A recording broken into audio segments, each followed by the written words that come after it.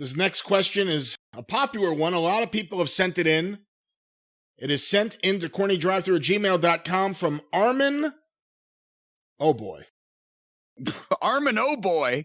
Well, now I have not heard of him before. Is this his first time writing in? Armin Smajlovic. What? In Garland, Texas. Wait a minute.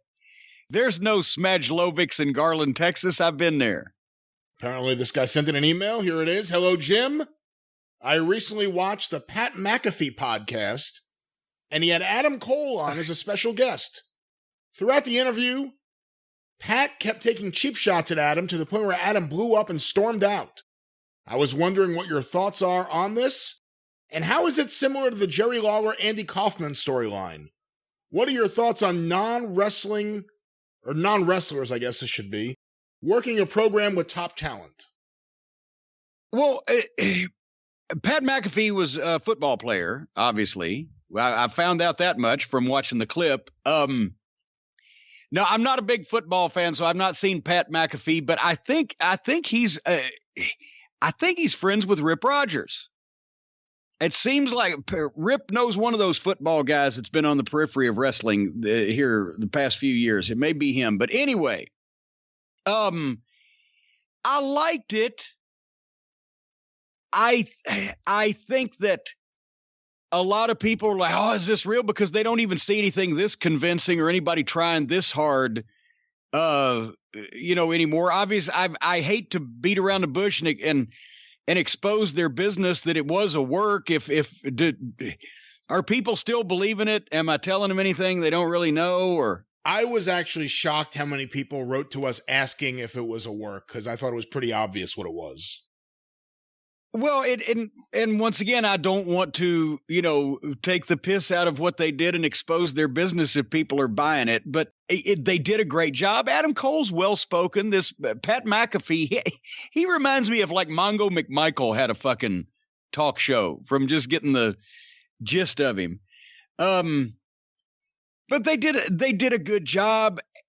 The only thing I would have tweaked was I think it escalated too quickly at the end. I know there was little shots back and forth and everything, but suddenly or maybe it was just because I didn't think the comment was a zinger enough. I mean, goddamn, if he got that mad at Pat McAfee for calling him small, Brian, I have a feeling if you ever see Adam Cole, he's going to fucking kill you. I could take Adam Cole. I'm not worried about that. But see that now that right there would have been enough for Adam to get up. What I was saying was, well, you're on a small side. Hey, motherfucker. And that's what put him over the edge. I thought that escalated a little quickly.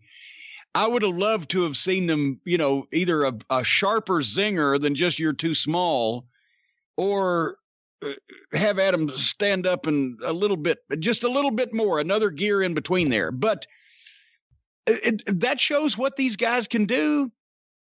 When they don't have a fucking writer scripting shit and telling them to memorize it and speak it.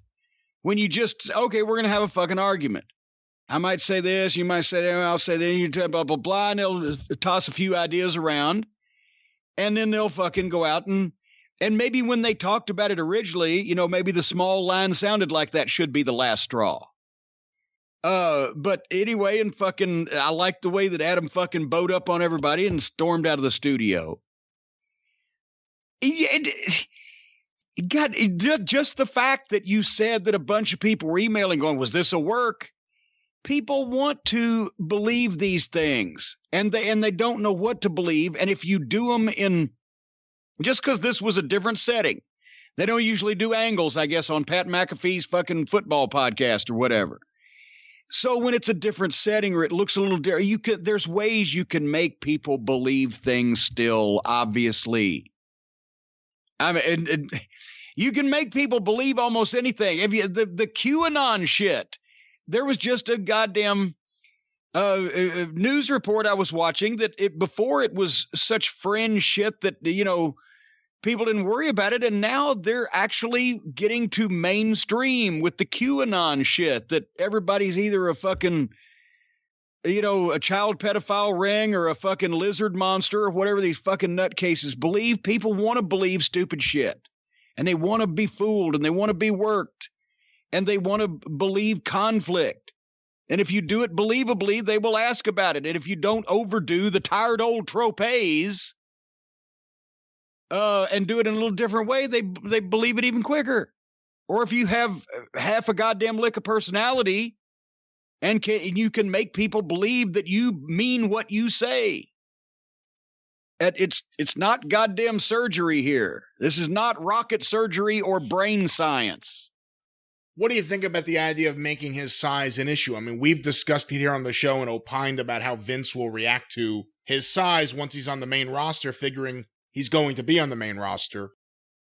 The idea that they're now doing this little angle where the final thing that caused him to blow up was mentioning that he's smaller than most wrestlers.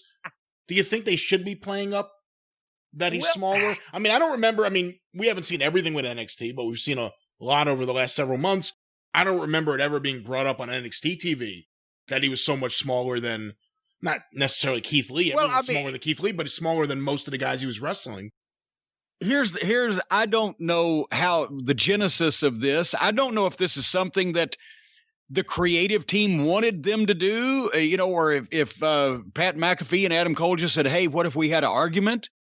So if I knew the genesis of small being the tipping point line, I might know where else it's going to go. If it's something they just came up with, nobody else is going to make mention of it on their fucking TV program. It's just something to piss him off so they could do a little fucking deal. If it's actually the start of people questioning Adam Cole's size on NXT television or any other kind of television as an ongoing professional thing, no, he needs to run as far away from that as possible. I tied into the watch-along match we're going to do here in a little while. When I first did the interviews in Louisiana talking about Mr. Wrestling 2 being an old broke-down fossil. And that old broke-down fossil just let me know that he was going to be kicking a shit out of my guys on a regular basis in these matches, and maybe I might not call him so old. Point taken. Don't cut too close to the bone on your talent, especially baby faces, but also a heel like Adam. Don't accentuate any of his weaknesses. Accentuate his strengths and ignore or minimize his weaknesses. So if it was just an argument point amongst them and it was the big football player going, hey, you're a little on the small side. Well, fuck you. Okay, that's fine. But an ongoing thing, no.